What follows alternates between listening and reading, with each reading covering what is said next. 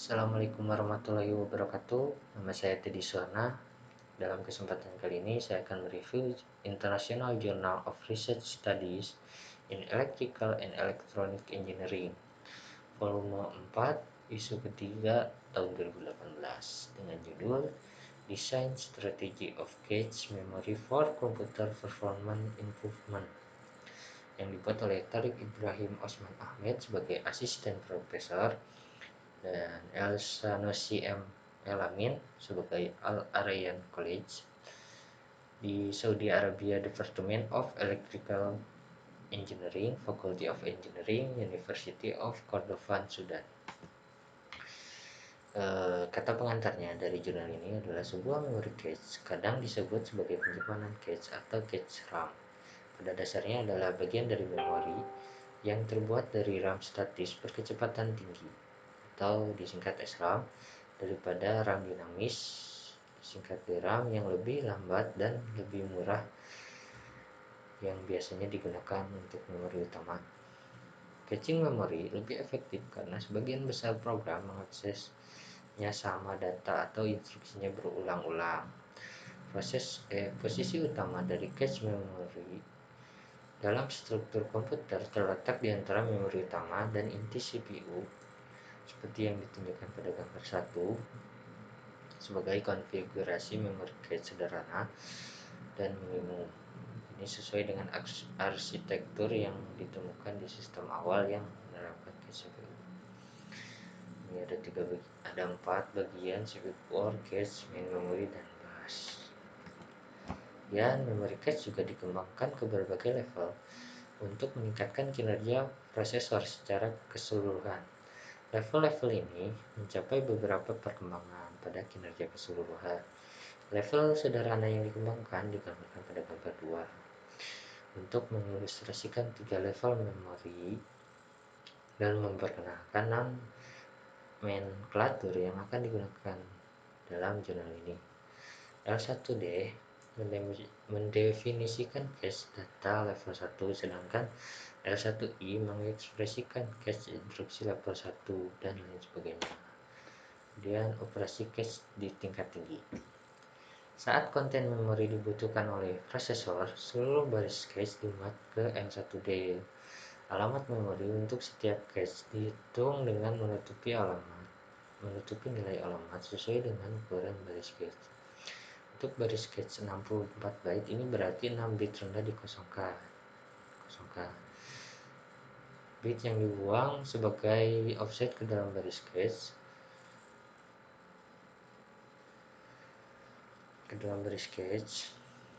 bit yang tersisa beberapa kasus digunakan untuk menemukan baris di cache yang digunakan sebagai tag.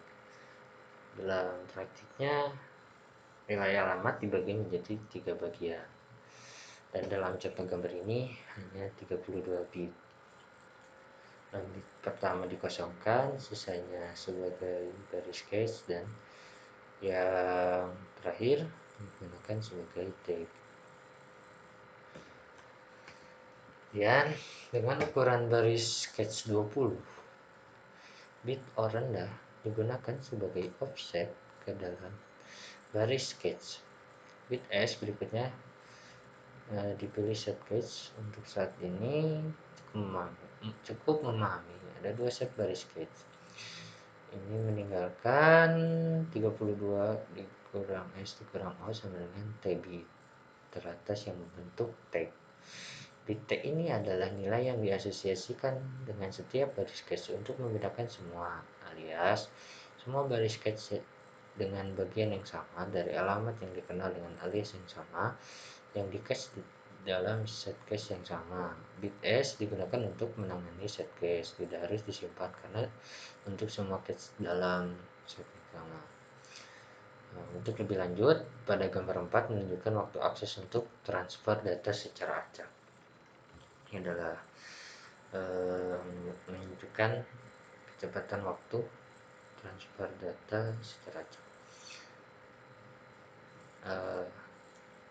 Akibatnya, cache yang tidak mudah dikalahkan oleh pemilihan alamat yang tidak disengaja atau disengaja dengan nomor set yang sama Dan pada saat yang sama, ukuran cache tidak dibatasi oleh jumlah pembanding yang dapat diimplementasikan secara paralel. Jika level cache bertambah, eh,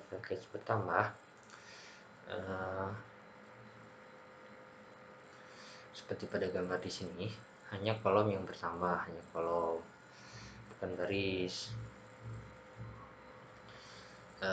Jumlah baris hanya bertambah jika keterkaitan cache prosesor eh, saat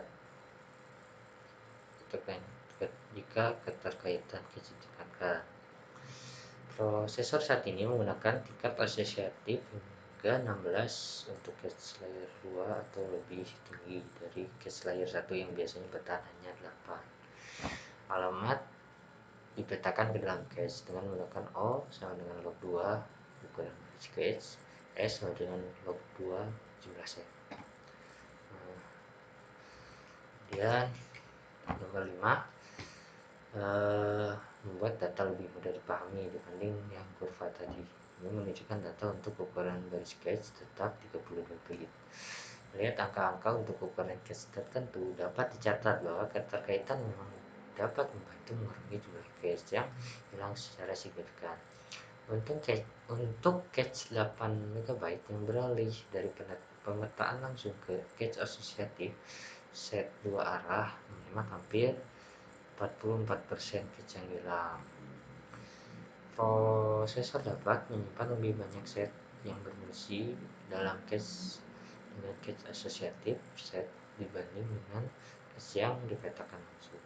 Ini ada 4 warna, yang merah adalah direct, yang biru 2W, yang 4W, yang 8 adalah 8 arah. Dan metodologi yang digunakan dalam jurnal ini didasarkan pada beberapa langkah. Yang pertama, mengekspresikan transisi status dari proses yang berbeda multi ke dalam program perangkat lunak, mensimulasikan pemrosesan dengan menggunakan bahasa C. Yang kedua, menggunakan keypad sebagai perangkat keras input. Yang ketiga, menggunakan parallel port interface untuk menghubungkan port keluar dengan. Yang keempat, menghubungkan IC SN74245 sebagai pelindung antara keypad dan antarmuka port paralel. D25 konektor. Ini adalah komponen yang digunakan untuk menghubungkan komputer ke rangkaian atau sirkuit elektronik. Konektor D25 female atau betina pada prinsipnya dimanfaatkan untuk kontrol perangkat dan komunikasi melalui program perangkat lunak. Ini terdiri dari jalur data, kontrol, dan status untuk digunakan sebagai bus input atau output. Garis-garis yang terhubung ke register yang relevan seperti yang disini pada gambar 6. Ini garis-garisnya terhubung kepada setiap konektor. Dan sudah ada tujuannya atau alamatnya agar tidak salah. Yang merah adalah data, yang hijau adalah status, yang biru adalah kontrol, dan yang hitam adalah ground. Dan labeling cabling di cabling lab dihubungkan ke komputer untuk diproses dan ditampilkan outputnya. IC SN74245 adalah perangkat CMOS Seagate berkecepatan tinggi. Ini adalah transceiver oktal yang menampilkan output kompatibel bus 3 negara non pembalik dalam arah kirim dan terima. Memiliki 20 pin seperti pada gambar 7. Ini memiliki output aktifkan bersingkat N, input untuk memudahkan cascading, dan input kirim atau terima disingkat DIR untuk kontrol arah. N mengontrol keluaran sehingga bus diisolasi secara efektif.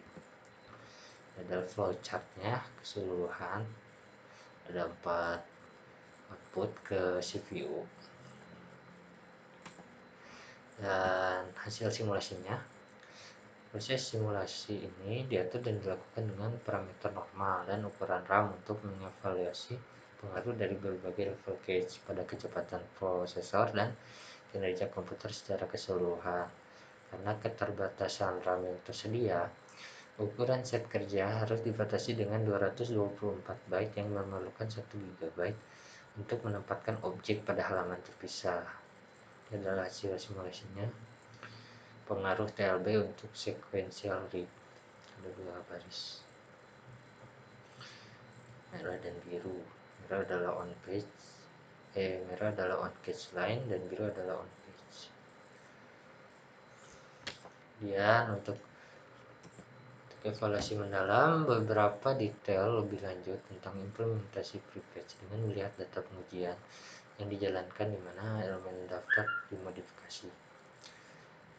Gambar 10, baca dan tulis berurutan npatch 1. Ada 3 baris, yaitu follow, inch, yang hijau dan biru adalah add next.